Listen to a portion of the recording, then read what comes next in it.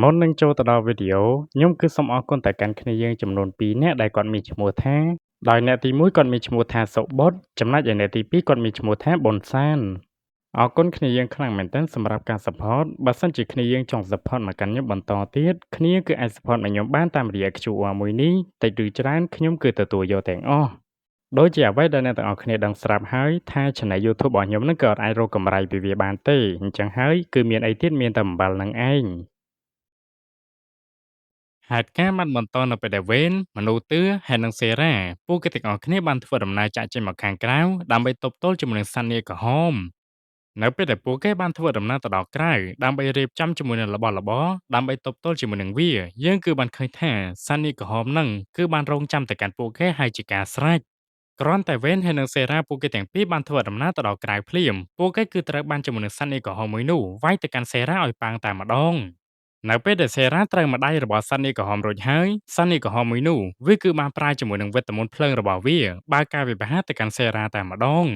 ប៉ុន្តែវេនគាត់ក៏បានរត់ទៅរងឬគាត់ក៏បានប្រាជាមួយនឹងសម្រែករបស់គាត់ស្រែកទៅកាន់ធម្មពលរបស់វាដែលធ្វើឲ្យវាគឺមិនអាចធ្វើអីទៅកាន់ពួកគេបានទេចំណែកឯវេនវិញគាត់ក៏បាននិយាយលើកទឹកចិត្តទៅកាន់សេរ៉ាផងដែរគាត់បាននិយាយទៅកាន់សេរ៉ាថាស្វែងរកទៅកាន់ចំណុចខ្សោយរបស់វាចំណែកឯគាត់គឺធ្វើជាអ្នកបញ្ឆោតទៅកាន់សត្វនាគក្រហមមួយនោះ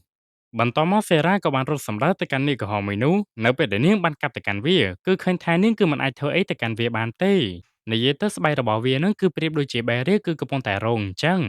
ដោយសារតែសេរ៉ាមិនអាចធ្វើអីទៅកាន់វាបាននាងក៏ត្រូវបានជាមួយនឹងសត្វនាគក្រហមមួយនោះចាប់ទៅកាន់សេរ៉ាជាប់នៅពេលដែលវាបំរុងនឹងប្រើជាមួយនឹងវេទមន្តភ្លើងរបស់វាបាញ់សម្ដៅទៅកាន់សេរ៉ាទៅហើយវេនគាត់ក៏បានហត់ទៅកាប់វាទោះបីជាគាត់មិនអាចធ្វើអីវាបានក៏ដោយប៉ុន្តែគាត់ក៏ទទួលបានជាមួយនឹងការចាប់អារម្មណ៍អំពីវាផងដែរ អញ្ចឹងហើយវាក៏បានប្រើជាមួយនឹងវេទមន្តភ្លើងរបស់វាបាញ់សម្ដៅទៅកាន់វេនប៉ុន្តែវេនគាត់ក៏បានស្រែកទៅកាន់វាដែលធ្វើឲ្យអាវេទមន្តភ្លើងដែលវាបានបាញ់មកហ្នឹងគឺបានឡងទៅកាន់វាវិញនៅពេលដែលវាកំពុងតែស្វាងភ្នែកវេនគាត់ក៏ព្យាយាមកាប់ទៅកាន់វាទៀតអញ្ចឹងហើយវាក៏បានដោះលែងទៅកាន់សេរ៉ាប៉ុន្តែវាក៏បានទះទៅកាន់វេនម្ដាយផងដែរនៅពេលដែលវេនសេរ៉ាពួកគេទាំងពីរបានចូលទៅកាប់វាម្ដងទៀតក៏នៅតែមិនអាចធ្វើអីទៅកាន់វាបានដដែលមើលទៅកាន់ស្បែករបស់វាដូចជាមានអ្វីមួយគឺកំពុងតែការពារអញ្ចឹងហើយវាគឺបានទះទៅកាន់សេរ៉ាហើយនឹងវេនម្នាក់ម្ដាយតែម្ដងចំណែកឯខាងក្រុមមនុស្សទឿឯនេះវិញពួកគេក៏ព្យាយាមបើកការវិភាគទៅកាន់វាផងដែរទោះបីជាពួកគេដឹងថាពួកគេមិនអាចធ្វើអីទៅកាន់វាបានក៏ដោយចំណែកឯកាភ្លើងរបស់ពួកគេដូចជាមិនអាចធ្វើអីទៅកាន់សត្វនាគក្រហមបានទេគឺបានតែត្រឹមសត្វនាគក្រហមវាយកំទេចទៅកាន់កាភ្លើងរបស់ពួកគេចោលតែប៉ុណ្ណោះ ចំណែកឯខាងម៉ាសៀលហើយនិងសិស្សឯនេះវិញពួកគេទាំងពីរគឺពិតជាព្រួយបារម្ភមែនទែនដោយសារតែកាភ្លើងឬក៏ក្បាច់គុនដៃរបស់សេរ៉ាហើយនិងវេនក៏មិនអាចធ្វើអីទៅកាន់វាបានដែរចំណែកឯគីម៉ាគីវិញនាងគឺមានជាមួយនឹងកំណត់មួយដោយសារតែនាងគឺបានកែច្នៃជាមួយនឹងគ្រាប់បែករបស់នាងគឺមិនមែនមានតែមួយទេប៉ុន្តែវាគឺមានឡើង3 4បូកបញ្ចូលគ្ន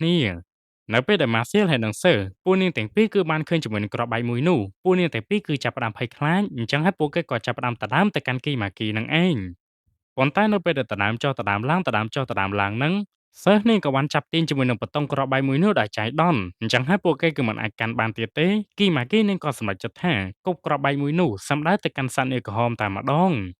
ប៉ុន្តែទោះបីជាការផ្ទុះមួយនោះវាគឺខ្លាំងយ៉ាងណាក៏ដោយប៉ុន្តែវាក៏គ្មានជាមួយនឹងរបួសផ្ដាល់ទៅកាន់សត្វនាគក្រហមដូចគ្នា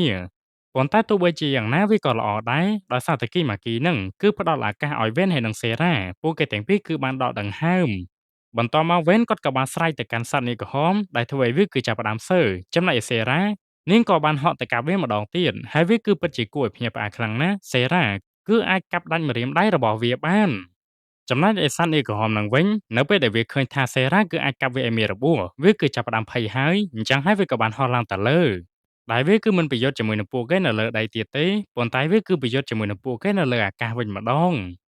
នៅពេលដែលវាបានប្រើជាមួយនឹងធម្មពលភ្លើងរបស់វាបាញ់សម្ដៅទៅកាន់ពួកគេនោះគឺមិនមែនចេញភ្លើងទេប៉ុន្តែវាគឺបែរទៅជាចេញយូម៉ែកទៅវិញនៅពេលដែលអញ្ចឹងទៅអ្នកទាំងអស់គ្នាពួកគេចាប់ផ្ដើមឆ្ងល់ហើយថាវាគឺមានរឿងអ្វីកើតឡើងចំណែកឯយូម៉ែកវិញក៏បាននិយាយប្រាប់ទៅកាន់ពួកគេផងដែរមូលហេតុដែលសត្វនាគក្រហមធ្វើដំណើរមកដល់ទីនេះដោយសារតែវាគឺចង់និយាយគ្នាជាមួយនឹងសេរ៉ាហើយនឹងវេនតែប៉ុណ្ណោះ ចំណែកឯមូលហេតុដែលពួកគេបានឃើញយូម៉ែកធ្វើដំណើរមកដល់ទីនេះវិញដោយសារតែសត្វអេក្រហមគឺបានកោះហៅទៅកាន់យូម៉ែកនឹងឯងគ្រាន់តែយូម៉ែកនេះគឺបានធ្វើដំណើរមកដល់ភ្លាមស្រាប់តែសត្វអេក្រហមនឹងវាគឺចេះនិយាយផ្លែតវាគឺបាននិយាយទៅកាន់សេរ៉ាហើយនឹងវេនថាពួកគេទាំងពីរនេះគឺជាមនុស្សអស្ចារ្យខ្លាំងណាស់វាគឺមិនដែលជួបប្រទះពីមុនមកនោះទេ ចំណែកឯការវាយប្រហារដែលវាបានវាយប្រហារទៅកាន់ពួកគេអបែងមិញវិញវាគ្រាន់តែជាការសាកល្បងរបស់វាតែប៉ុណ្ណោះដែលវាគឺចង់ដឹងថាពួកគេទាំងពីរហ្នឹងគឺខ្លាំងប៉ុណ្ណានៅពេលដែលវាបានដឹងជាមួយនឹងសមត្ថភាពរបស់ពួកគេទាំងពីររួចហើយវាក៏មិនចង់នៅទៀតដែរវាគឺបំរុងនឹងធ្វើដំណើរត្រឡប់ទៅវិញប៉ុន្តែវេនហើយនឹងសេរ៉ាក៏បានស្រែកហៅទៅកាន់វាដែលបាននិយាយទៅកាន់វាថាពួកគេគឺមានជាមួយនឹងសំណួរមួយចំនួនដែលពួកគេនឹងចង់សួរទៅកាន់វាបន្តិច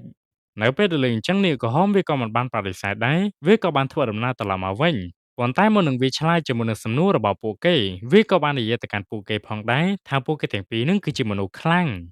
វាគឺរស់នៅទីនេះអស់រយៈពេលរាប់រយឆ្នាំណាស់មកហើយគឺគ្មានពីណាគេអាចធ្វើឲ្យវាមានរបួសបានទេវាគឺជាលើកទី1ហើយដែលសេរ៉ាអាចកាប់វាឲ្យមានរបួសបែបនេះហើយវាបាននិយាយទៅកាន់ពួកគេទៀតថាដំបូងឡើយក៏បំណងរបស់វាគឺចង់សម្លាប់ទៅកាន់ពួកគេដើម្បីយកពួកគេធ្វើជាអាហាររបស់វា ប៉ុន្តែវាគឺទើបតែដឹងថាសេរ៉ាគឺជាមនុស្សម្នាក់ដែលធ្វើដំណើរចេញមកពីនគរមួយដែលមានឈ្មោះថាអ៊ីដូរិនដោយសារតែសេរ៉ានេះគឺបានធ្វើដំណើរចេញអំពីនគរអ៊ីដូរិនបែបហ្នឹងហើយទើបវាគឺមិនធ្វើដំណើរត្រឡប់ទៅកាន់ផ្ទះរបស់វាវិញទេមូលហេតុដែលវារងចាំទៅកាន់ពួកគេវិញដោយសារតែវាគឺចង់និយាយគ្នាជាមួយនឹងពួកគេតែប៉ុណ្ណោះហើយណាមួយវាក៏ចង់សាកជាមួយនឹងសមត្ថភាពរបស់ពួកគេផងដែរ ហើយវាក៏បាននិយាយទៅកាន់សេរ៉ាដូចគ្នាតាមពិតទៅបូព៌ាបុរសរបស់សេរ៉ាក៏ធ្លាប់ធ្វើដំណើរមកទីនេះដែរដើម្បីប្រយុទ្ធជាមួយនឹងវា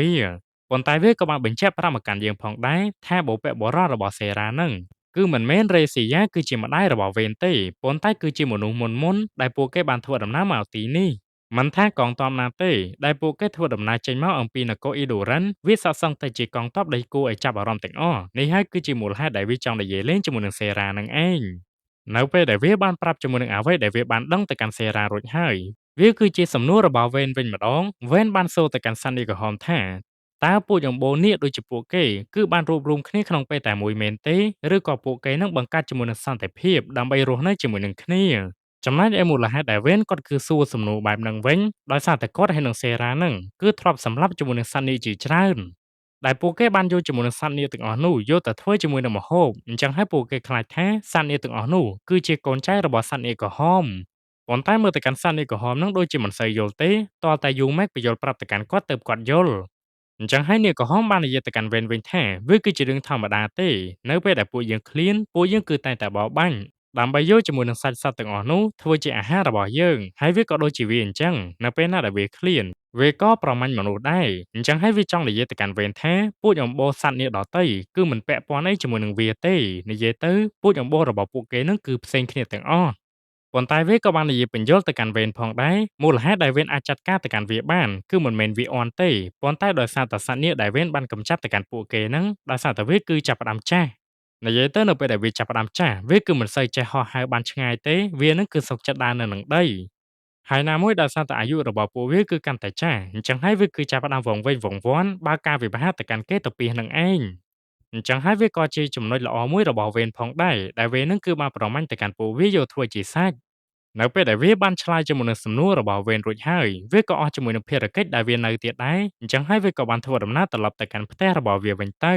ប៉ុន្តែមុននឹងវាចាក់ចេញវាក៏បាននិយាយទៅកាន់វេនហើយនឹងសេរ៉ាដូចគ្នាវាបាននិយាយថាមិនយូរមិនឆាប់វានឹងធ្វើដំណើរមកលេងពួកគេម្ដងទៀត ចំណែកឯវេនវិញនៅពេលដែលគាត់បានឮជាមួយនឹងចម្លើយដែលសត្វនាគក្រហមមួយនោះបានផ្ដល់ឲ្យមកកាន់គាត់គឺបាននិយាយទៅកាន់សេរ៉ាថាគាត់គឺប្រហែលមានជាមួយនឹងកម្រងចង់បានជាមួយនឹងកូនដែរហើយមិនយូរមិនឆាប់ទេគាត់នឹងចាប់ផ្ដើមចាស់អញ្ចឹងហើយគាត់នឹងចាប់ផ្ដើមវង្វេងវង្វាន់ចំណែកឯម៉ាស៊ីលហើយនឹងសិស្សឯនេះវិញពួកគេគឺពិតជាសប្បាយចិត្តមែនទែននៅពេលដែលពួកគេបានឃើញទៅកាន់សេរ៉ាហើយនឹងវេនពួកគេទាំងពីរគឺគ្មានជាមួយនឹងរបួស ចំណែកឯក្រុមមនុស្សទឿវិញពួកគេក៏បានស្រែកអបអរទៅកាន់វេនហើយនិងសេរ៉ាដូចគ្នាដែលពួកគេបានគិតថាសេរ៉ាហើយនិងវេនគឺបានចរចាគ្នាជាមួយនឹងសត្វនាគក្រហមរួចក៏បានដេញវាត្រឡប់ទៅវិ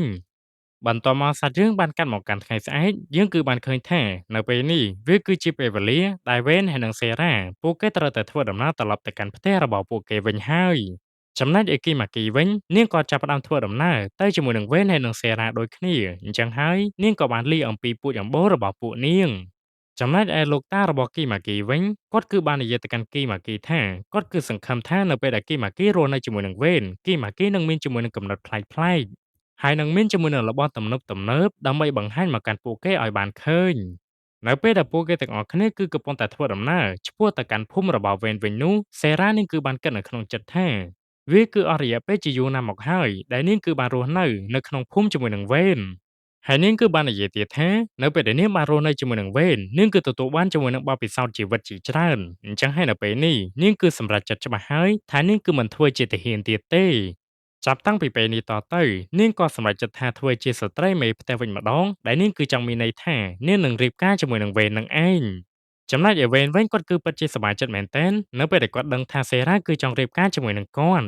ចំណែកឯសេរ៉ានឹងគឺចាប់ផ្ដើមទទួលស្គាល់ហើយថាពួកយ៉ាងបូរមនុស្សព្រៃផ្សៃពួកគេគឺមិនមែនជាមនុស្សអាក្រក់នោះទេបន្ទាប់មកសាច់រឿងបានកាត់មកកាន់នគរអេឌូរ៉ានឯនេះវិញយើងគឺបានឃើញជាមួយនឹងបងប្រុសរបស់សេរ៉ា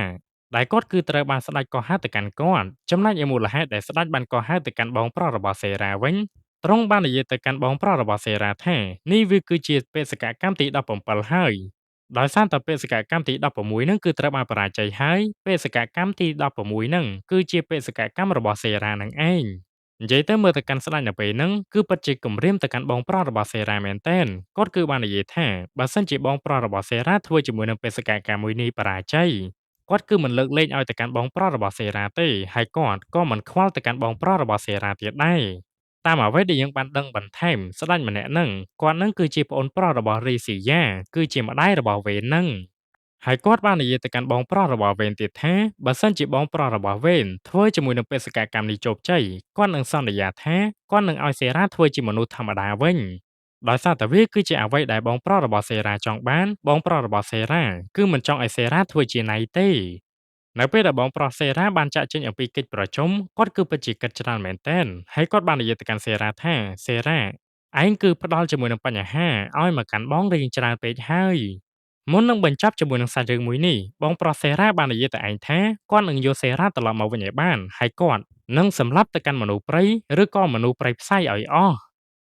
ហ្នឹងហើយអ្នកទាំងអស់គ្នាអញ្ចឹងសាច់រឿងស្ដេចនៃភាពឃោរឃៅក៏មានតែប៉ុណ្្នឹងខ្ញុំក៏អត់ដឹងថារដូវកាលទី2ចេញកាលទេប៉ុន្តែតាមអ្វីដែលខ្ញុំស្មានយ៉ាងហោចណាស់ក៏ចំណាយពេល2ឆ្នាំដែរដើម្បីមើលជាមួយនឹងរដូវកាលទី2ប៉ុន្តែវាគ្រាន់តែជាការស្មានរបស់ខ្ញុំតែប៉ុណ្ណោះប៉ុន្តែការស្មានរបស់ខ្ញុំនឹងវាក៏មិនសូវខុសដែរដោយសារតែរឿងអេនីមេភាគច្រើននៅពេលដែលវាបានចេញជាមួយនឹងរដូវកាលទី1រួចហើយគឺចំណាយពេល2ឆ្នាំទៅខាងមុខទៀតដើម្បីយើងបានឃើញជាមួយនឹងរដូវកាលទី2អញ្ចឹងហើយជាចុងក្រោយដូចជាអត់មានអីទៀតទេមានតែចាំជួបគ្នានៅរឿងអេនីមេផ្សេងៗទៀតអំពីខ្ញុំ Chotogami បាយបាយ